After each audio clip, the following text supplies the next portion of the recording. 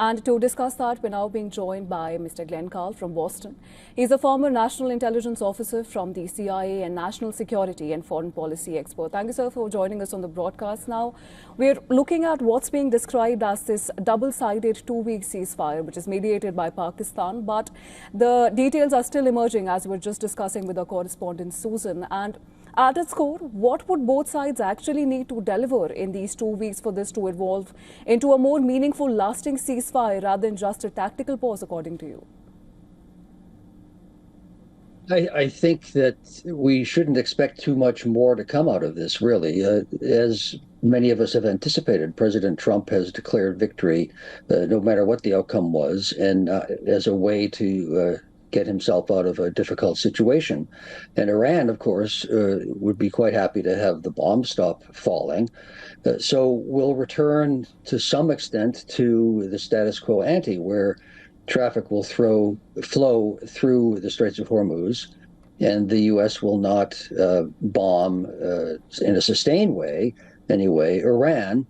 And the regime fundamentally remains in place, although in conventional ways far weaker, militarily far weaker than it was before. And then I think most of the rest will be demands from the two sides that the opposing sides will not really meet.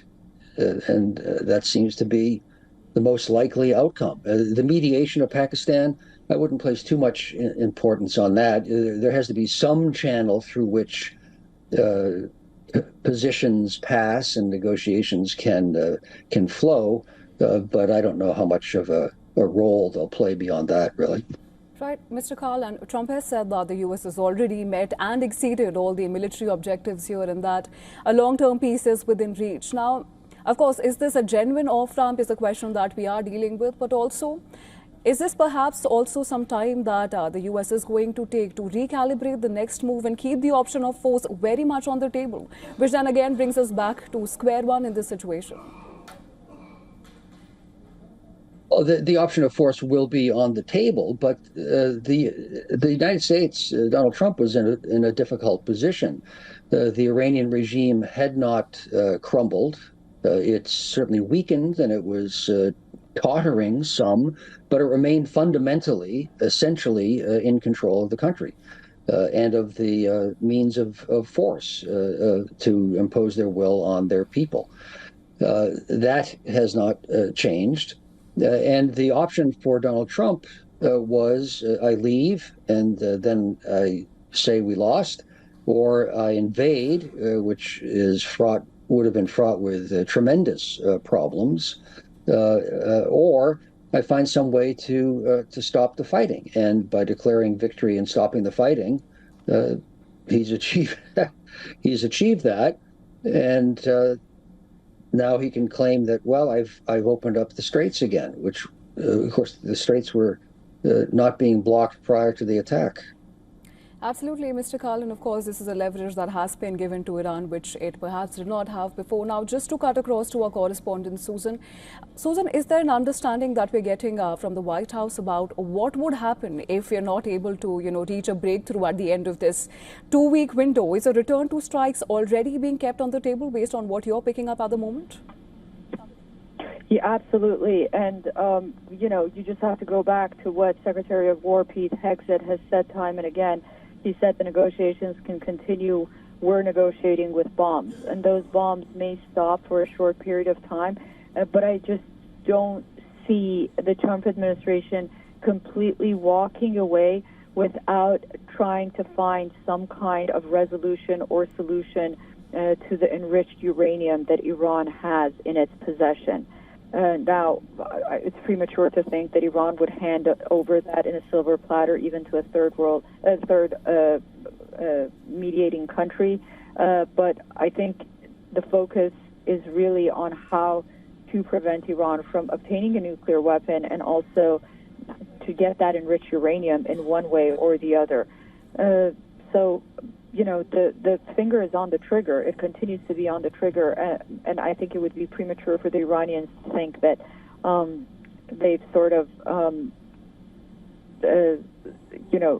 America's just running away and things are just going to go back to normal. I just don't see that happening. I see this as sort of a pause. And the reason I'm skeptical about any kind of deal is because when you look at the 10-point deal and the 15-point peace proposal and the 10-point peace proposal, they're just so far off from another.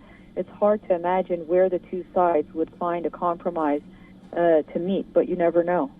Absolutely, Susan, and those are all very valid points, because Iran does seem to think that it has the upper hand, which it has projected through the retaliations.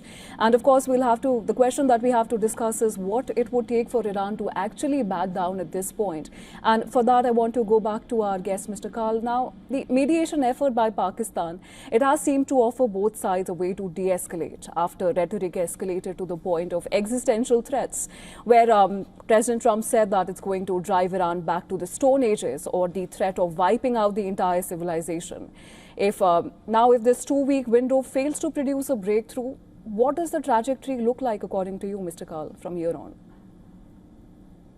I think it's a pretext, to be honest, the 2-week framework or framing by the Trump White House, because you've raised the issues that are looming. And that for which there is no solution, apparently. After 2 weeks, if Iran hasn't given up all of its uranium, what is the United States going to do? It could continue bombing, but that doesn't get the uranium given up, and it doesn't seem that is sufficient to overthrow the regime. In fact, aerial campaigns have never, to my knowledge, succeeded in overthrowing a regime. You have to have soldiers there. And sending substantial American soldiers into Iran would make Iraq or Afghanistan look like garden parties, probably. And that's a prospect that Trump clearly doesn't want to pursue or go down.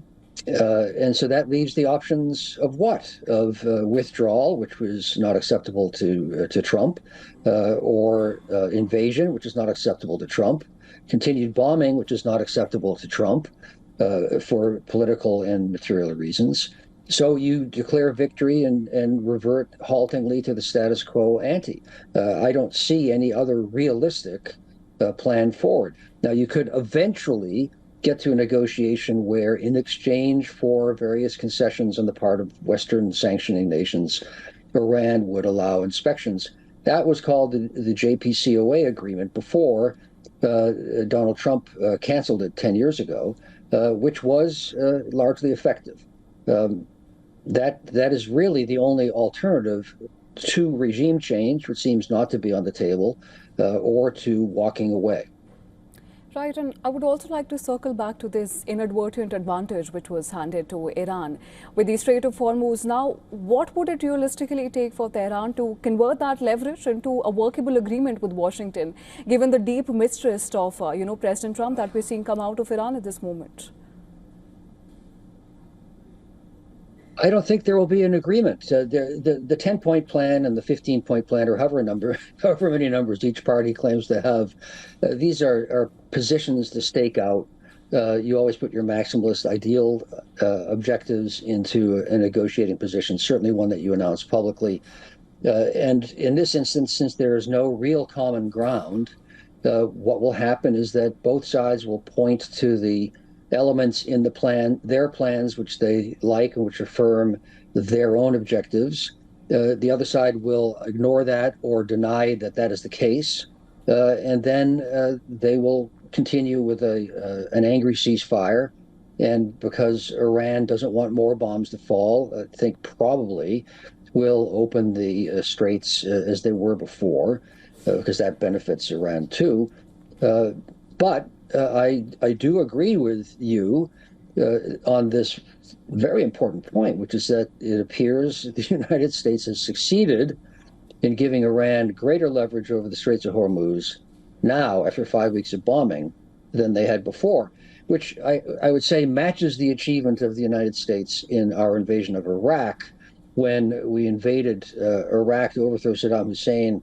And one of the main consequences of our invasion was to extend the influence of Iran throughout most of Iraq, and certainly to the Tigris-Euphrates River.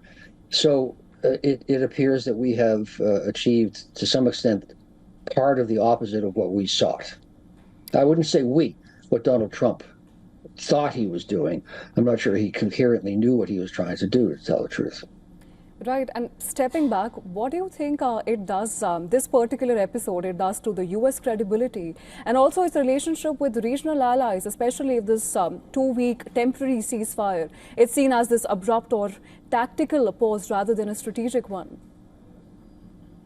Well, I think you're even being too kind. I honestly think you're being too kind when you say it's just a tactical approach, because that implies there's even coherent action in the tactical measures the United States took. And I question, frankly, that there even were those. There have been some positive of results. It is good that Iran has fewer missile launchers, and it is good that Iran has more trouble projecting conventional military power.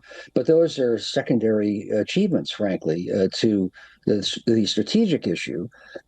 So it's it really was an incoherent series of lashing out with unclear strategic objectives. And if you don't know exactly where you're going, any wind will get you there, or you'll never get anywhere simultaneously. Right, and of course, the 2-week pause is rather indicative at this point rather than being definitive. We'll have to see how the situation evolves in the next coming hours. But for now, thank you so much, sir, for joining us on the broadcast. And also, thank you so much, Susan, for getting us those ground updates. And with that, we call a wrap to this bulletin. More news and updates will follow on the other side. Stay tuned. You're watching WION World is One.